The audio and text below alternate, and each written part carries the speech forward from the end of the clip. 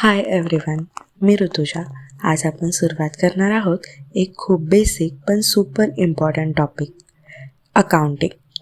Meaning, objectives, types, principles आणि simple example सगळं easy लँग्वेजमध्ये एक्सप्लेन करणार.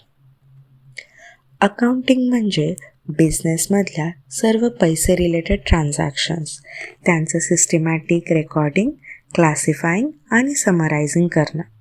सिंपल भाषेत बिझनेसमध्ये किती पैसा आला, कुठे खर्च झाला, प्रॉफिट आहे की लॉस, हे समजण्यासाठी अकाउंटिंग लागतं. आता इथे एक छोटंसं एक्झाम्पल आहे की अकाउंटिंग कसं रेकॉर्ड करतात.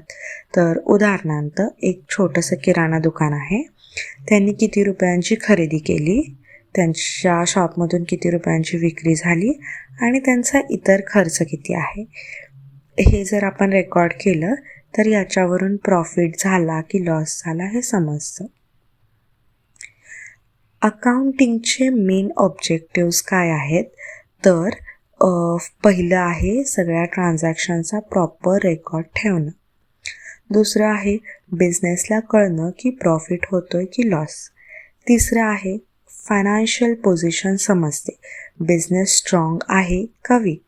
चौथं, मॅनेजमेंट डिसिजन घेऊ शकतं. आणि शेवटचं, लीगल रिक्वायरमेंट्स पूर्ण होतात. जर रेकॉर्ड्स नीट नसतील तर बिझनेसला काहीच क्लॅरिटी मिळत नाही, काहीच कळत नाही. पैसा कुठे जातोय, कुठे वेस्ट होतोय किंवा डिसिजन्सही चुकतात. आता आपण बघूया टाईप्स ऑफ अकाउंटिंग. अकाउंटिंगचे 3 मेजर टाईप्स आहेत, ज्यामध्ये फर्स्ट आहे financial accounting, external reporting. Cost अकाउंटिंगमध्ये खर्च control and cost analysis. Management अकाउंटिंगमध्ये प्लॅनिंग, बजेटिंग अँड डिसिजन्स. आता हे थोडंसं डीपमध्ये बघूयात. फर्स्ट फायनान्शियल अकाउंटिंग, ज्यामध्ये फायनान्शियल अकाउंटिंग मेनली बाहेरच्या लोकांसाठी, जसं की गव्हर्नमेंट, बँकर्स, इन्व्हेस्टर्स, यात फायनल अकाउंट्स तयार होतात. प्रॉफिट अँड लॉस अकाउंट आणि बॅलन्स शीट. सेकंड जे आहे कॉस्ट अकाउंटिंग. कॉस्ट अकाउंटिंग वापरून बिझनेसला प्रोडक्टची कॉस्ट, खर्च कुठे वाढतोय, कुठे कमी करू शकतो हे समजतं. त्यानंतर थर्ड आहे मॅनेजमेंट अकाउंटिंग.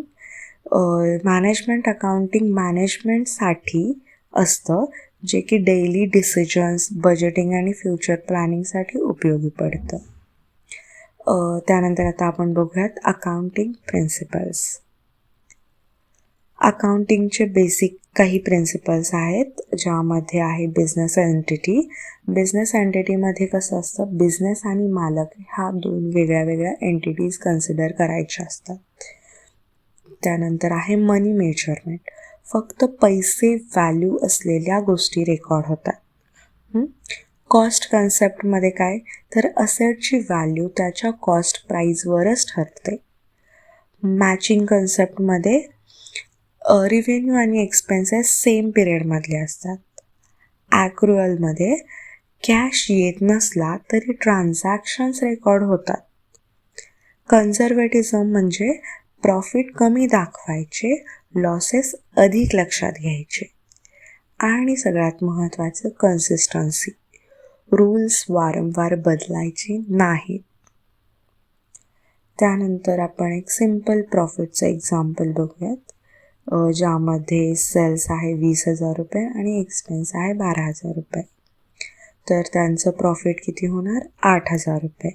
हे सगळं व्यवस्थित समजतं फक्त अकाउंटिंगमुळेच. आता आपण बघूयात अकाउंटिंगचं इम्पॉर्टन्स.